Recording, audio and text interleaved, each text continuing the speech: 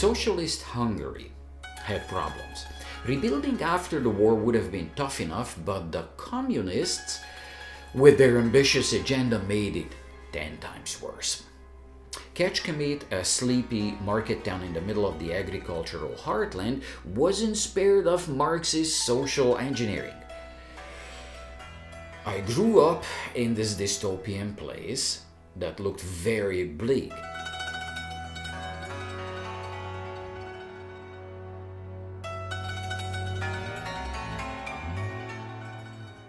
But in spite of this, I had a fantastic childhood because I had a fantastic family.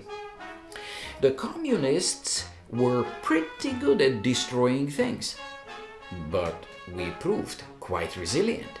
Our family ethos was captured and handed down in stories. My father and my uncles were passionate storytellers, and their stories were true stories. We were the heroes. The Exploding Toad, the Beer of Death, the Pilgrimage Melon, and many others created the magic and wonder that became a natural part of my life.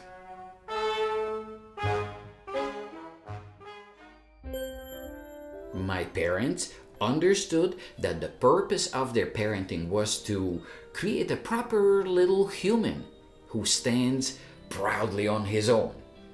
I had a lot of freedom to explore the world and make mistakes and learn from them. We lived in poverty in a slum, the city of Mary, where social cohesion was strong. The neighborhood kids were everybody's kids. The village was there to raise us. The idea that beyond the city of Mary there's a larger thing, a nation, and then we belong to this nation. This idea was well and alive, and no matter how hard the communists tried to erase it, our real culture survived. I dreamed good dreams. I remember marveling at stunningly beautiful things around me. We enjoyed good food, everything homemade, and everything in its season.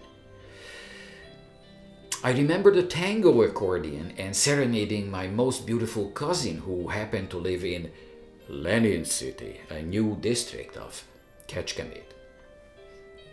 I remember the jumper's splattered brain on the brick wall.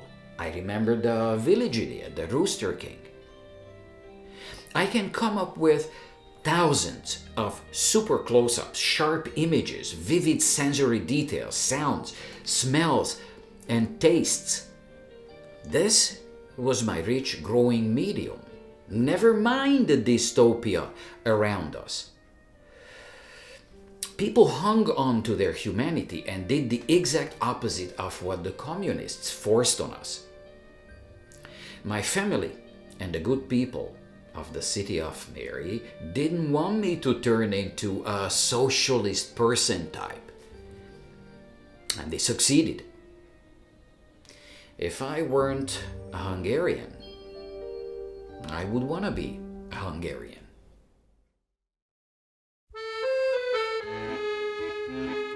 Fellini's hometown had its share of problems, but Mussolini's fascists, with their ambitious agenda, made it 10 times worse.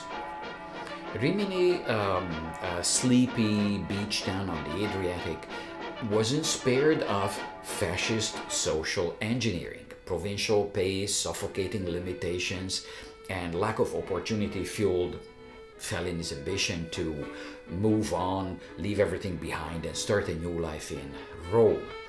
In spite of the less than ideal circumstances, he remembers his childhood as full of magic, wonder, and excitement. In Amarcord, he strings together the stories that formed his identity. Italian culture has deep roots: tradition, folklore, religion, superstition. Many secret ingredients have been composted together. And these wonderful nutrients are now in the growing medium of the Italian soil. Fellini's stories capture the good, the bad, the ugly, the titillating, the bizarre, the magical, the exciting, the beautiful, and the intimately human. The curated stories were honed by many generations of Italian storytellers, and Fellini did the same with his own personal experiences. He could have ended up with loosey-goosey, surrealistic, dreamy nostalgia piece, some kind of artsy thing, but his film works. His stories capture the spirit of the times very accurately, just like my own family's stories. It's not a coincidence that Fellini's storytelling lines up with my father's. The same flavorful content, the same format, the same purpose, and the same message. The judgment of the people is important. What they find meaningful and worthy of a story cannot be ignored. I'm not an Italian, but you know what? I can imagine myself as one of them. It's a great culture.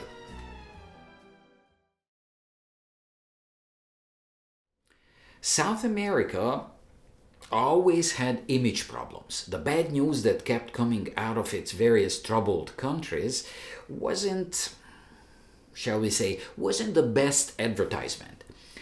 Some aspects of Latin culture were a bit too much for me. For years and years, I kept saying I would never set foot on South American soil. It was an Argentinian girl who put South America on the map for me about 15 years ago. Maria was a young psychologist who was assigned to one of my high-need students. She was a dream girl, beautiful, smart, respectful, good-natured. Yeah. As the school population changed, I got to know a number of excellent families from Venezuela, Colombia, and Mexico. Now, I always knew about Gabriel Garcia Marquez. I even read the very old man with the enormous wings. But I haven't touched the 100 Years of Solitude. I don't know, maybe the title seemed a bit too serious. When I finally decided to read into it, I was shocked by what I found, and I got instantly hooked. I found my father's material and voice.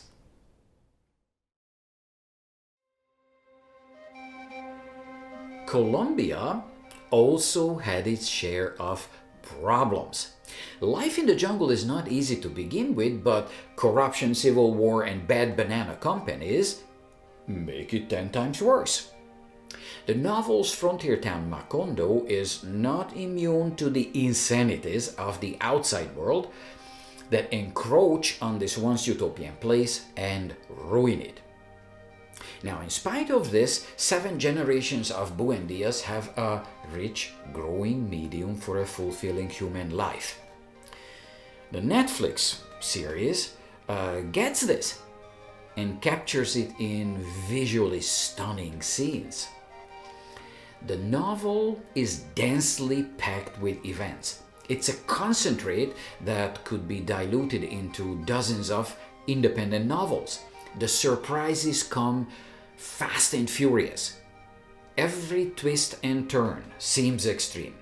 The kind of things that don't happen in real life. Right? Wrong.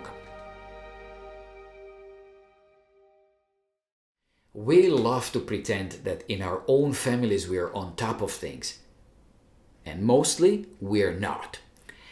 In my family we didn't have to worry about pigtails on babies, and as far as I know, nobody ate soil.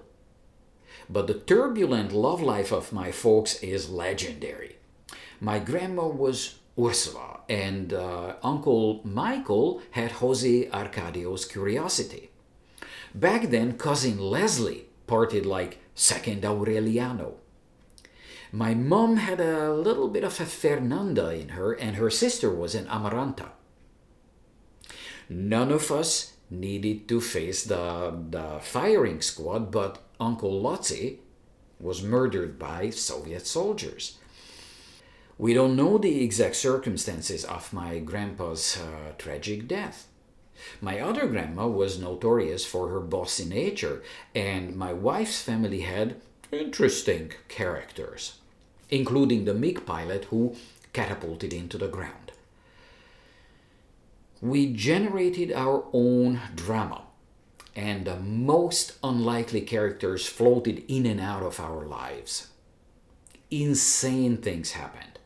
Things that we actually knew about, and things that were rumored. Life Around Me could have been written by Gabriel Garcia Marquez. My girlfriend Elizabeth came to my life as an angel, did her angel thing, and then she was gone. She did not float up into the sky like Remedios the Beauty, but she might have. Her disappearance from my life had the same meaning for me. I still find it difficult to believe that she was real. She was. The whole thing was just too beautiful. Now, I'm not alone with my angel fantasy. There are tons of short films on YouTube with the angel archetype. The genre is huge. I don't believe in miracles, and I'm very careful with my interpretations. However, there's always room for poetry as we grapple with the hardest concepts and mysteries in our lives. People who describe something as a miracle are not automatically mental. Somebody else's miracle may not mean anything to me, and vice versa. We need to approach these things with respect. Our genes determine more than what we care to admit and accept. I know what I got from my father. I know what I got from my mother.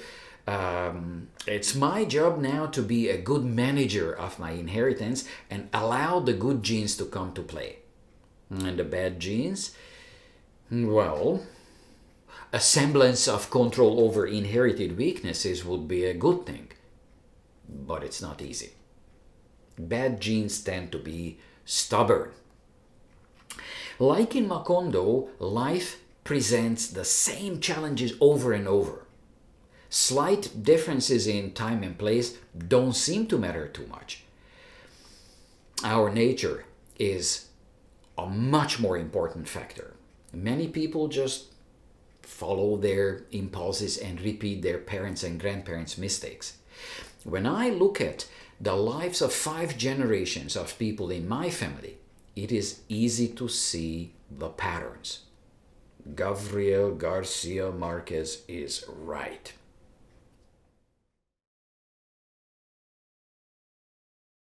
I looked at my cousin's free-range chickens. Happily digging, they turned his yard into a Martian landscape full of craters. I could see the behavior of their wild ancestors. They were colorful, full of life, and very free. Compare that to this.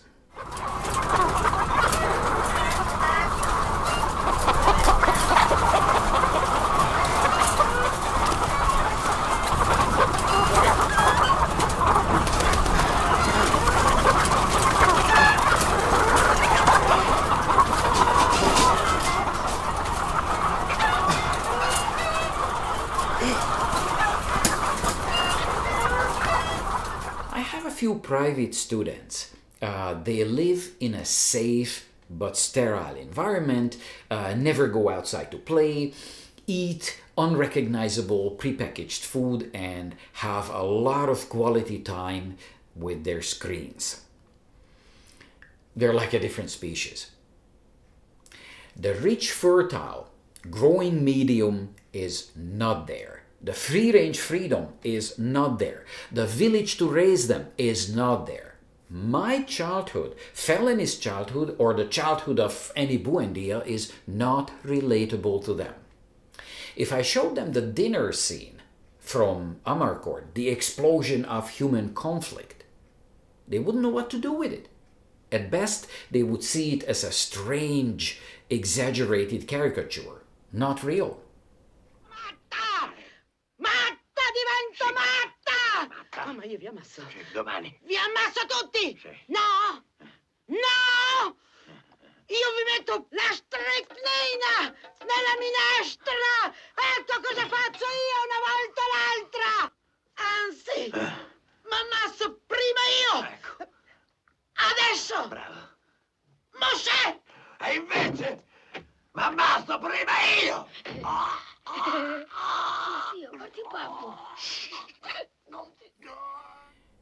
Imagine releasing the Napoleon chickens into the wild.